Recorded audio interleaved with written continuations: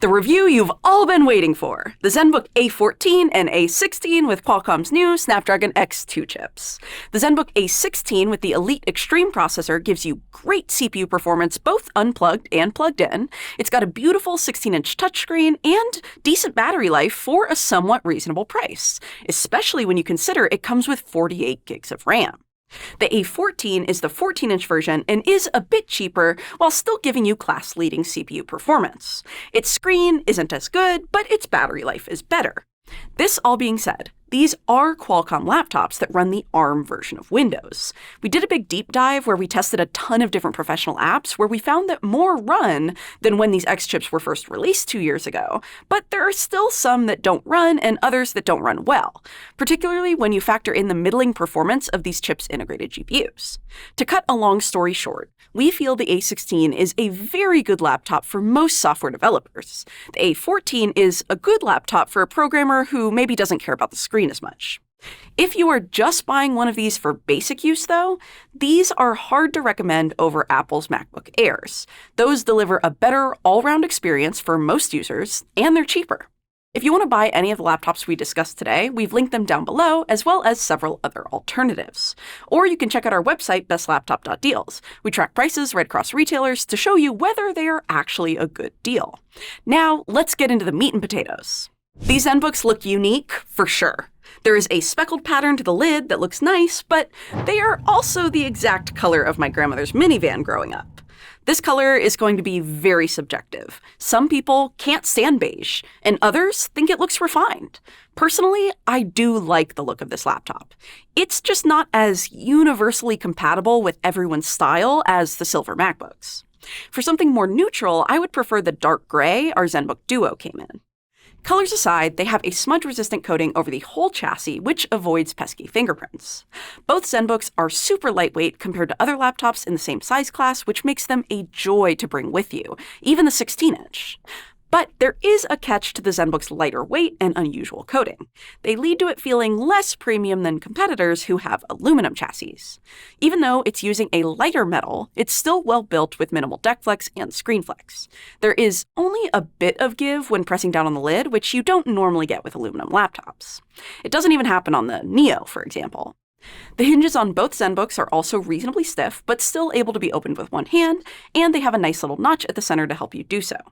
Overall, we would consider these high-quality laptops for their price. Most of us here even think they feel pretty premium. They just don't compare to a MacBook. The display on the 16-inch is much more noteworthy than the 14, so we'll start there. The A16 has a 16-inch 2880 by 1800 OLED panel, which gets up to 500 nits of brightness and refreshes at up to 120 Hz. Its pixel density is over 200 ppi, which makes small text look super crisp for someone like a coder who we think this laptop is great for. On top of that, it supports touch and pen, which would be good for some light creative work, like Photoshop or Affinity, which I found it also does decently well. We didn't detect any screen door effect or noticeable PWM flickering, which means there are no quality concerns with this display. The only thing worth considering on the A16 screen would be the fact that it's glossy and doesn't quite get bright enough to combat reflections, particularly if you're outdoors or have bright lights behind you. The 14-inch display, on the other hand, has a few cons. It's a 1920 by 1200 OLED panel that only refreshes at up to 60 Hz and goes up to around 400 nits of brightness. It is not a touchscreen, and we also detected some PWM flickering at lower brightness levels. The MacBook Air gives you a crisper, brighter display for the same money. Somewhere the Macs do not win out, however, is on the keyboard. The key travel on these ZenBooks is around 1.3 millimeters, which I find more enjoyable to use than the 1 millimeter Magic Keyboard on the Macs. There is a bit more resistance to the key press, and they are a bit more clicky. I tend to prefer that feedback. Josh likes quieter keyboards with less resistance. If you're looking for a quiet keyboard to sneakily type on during a meeting, this isn't it. Other than that, the layout is standard, and many people will be glad to see the keyboard on the 16-inch is centered instead of including a numpad. On the trackpad, I think it's one of the better mechanical ones I've used. It has smooth tracking and an accurate click, although the click is a bit loud as well. Palm rejection seemed to work well in my experience on both the 14 and the 16, but that tends to be more of an issue on haptic trackpads. I would have rather seen one of those on both of these, but for mechanical ones, these are nice enough. Ports are another example of where the A16 takes things just a little further than the A14 to give you a bit more value. They both have two 40GB USB-C ports on the left, also known as USB 4, then an HDMI 2.1 port, and a headphone mic combo jack. On the right, they have a 10GB USB-A port, but the A16 also gives you a fast SD card reader, which is a great addition. Unfortunately, neither of them offers charging on the right side. For speakers, I would say these laptops sounded pretty good. The bass was decent, and it only really got muddy around the higher registers. Take a listen.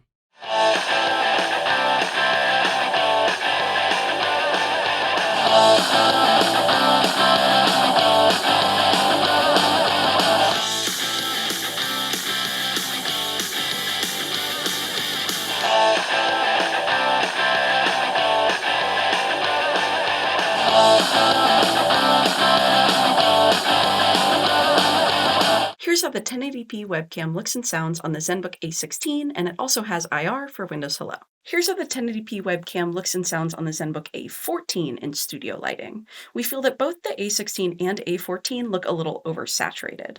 Here's how the A16's webcam looks in normal lighting in my office. Still not great as far as the colors go.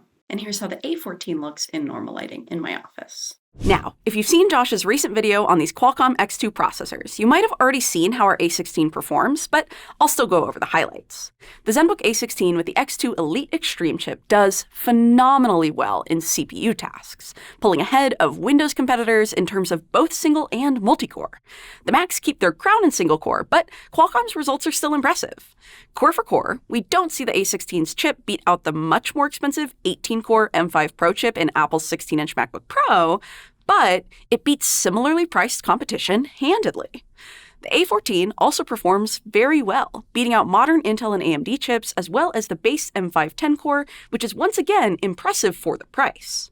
If you're looking for CPU performance exclusively, both of these laptops are extremely compelling. When we look at how much power the A16 draws, it may seem like a lot at first, and it's certainly more than the MacBooks, but it is more efficient than Intel or AMD. The ZenBook A14 seems to be at a more optimal power level though, since it gets 83% of the performance of the A16 with only 54% of the power draw. Which brings me to my next point. Likely because it draws more power, our ZenBook A16 gets quite warm in our CPU stress test. It also gets surprisingly loud. The A14 does a bit better here, but still not great. In actual use, Seth and I found both stayed much cooler and quieter than the Cinebench test would indicate. However, if you do plan to max out the CPU for an extended period of time, we'd caution you on the A16 specifically.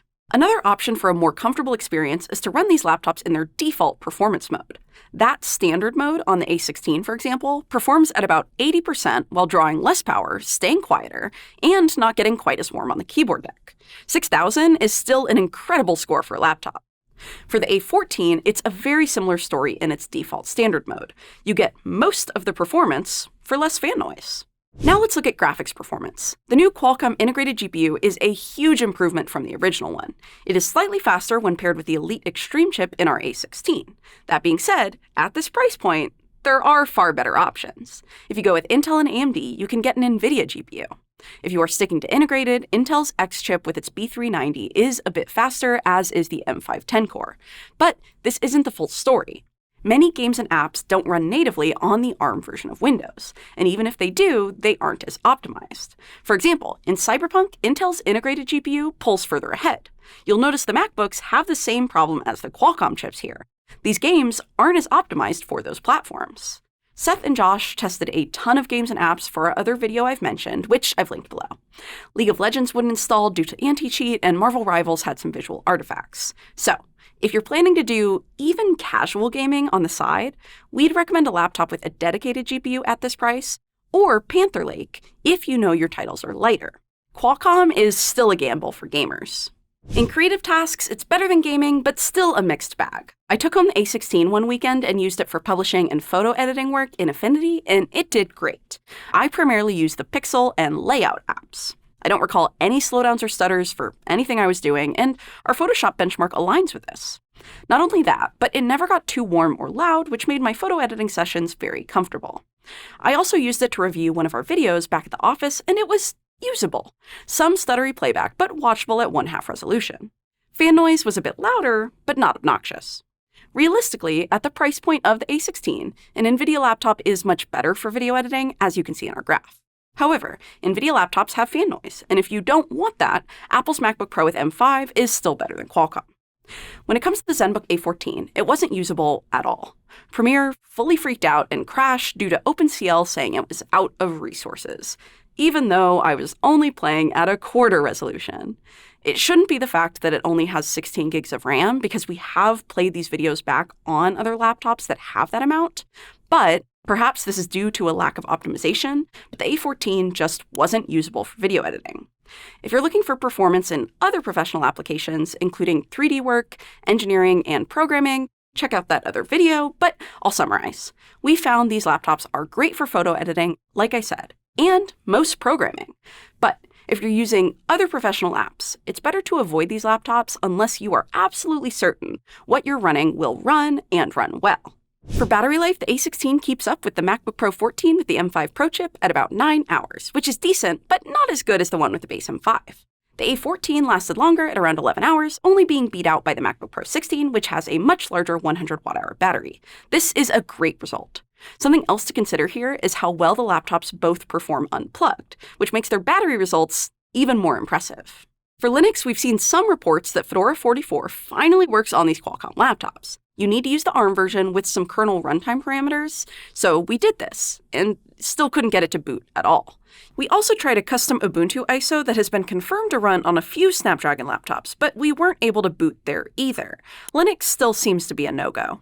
As far as upgradeability goes, you can only really replace the full-sized M.2 SSD and the battery in these laptops. We were surprised to only see one slot in the 16, especially considering they had plenty of room. I feel like I've made my point. Qualcomm is absolutely heading in the right direction. The ZenBook A16 in particular is very competitive at its price, particularly for coders. The A14, less so. It has a smaller, lower resolution screen, which makes it more appealing for light users. But if you are just looking at one of these for that kind of thing, we don't want to see you paying more for the incredible CPU performance if it won't benefit you. We'd recommend you just buy the MacBook Air, which is a more premium-feeling laptop. It's around the same price, and its CPU is plenty powerful. If either of the ZenBooks start to come with the lower-tier X Plus chips for less, our conclusions might change. So check out our website for our latest recommendations. Thanks for watching, and I hope y'all have a wonderful rest of your day.